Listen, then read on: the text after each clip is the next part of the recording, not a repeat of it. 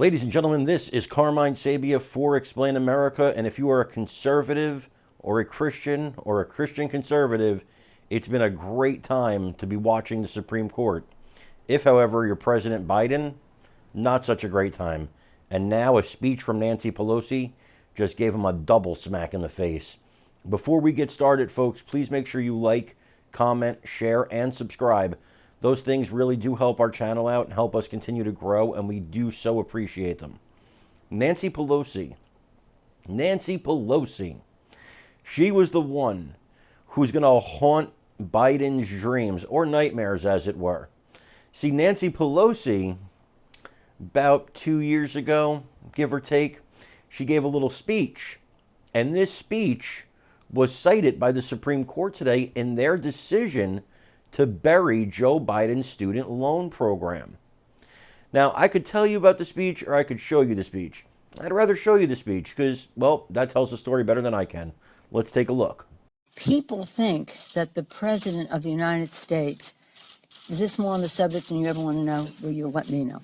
People think that the President of the United States has the power for debt forgiveness. He does not. He can postpone, he can delay, but he does not have that power. That has to be an act of Congress. You see, even Nancy Pelosi knew that the president didn't have the power to do this. The president of the United States cannot decide things by fiat.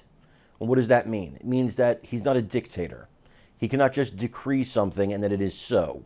That's not how it works in the United States. As they say, we must protect our democracy. Well, this is part of democracy. There's checks and there's balances. There's a legislative branch that creates the laws. And so, as Pelosi was correctly stating, it is the job of Congress to create and craft a law, in this case, to eliminate student loan debt. That law would then go, or that bill would then go to the president's desk for his signature, where he would sign it or not sign it. If he signs it, it becomes a law.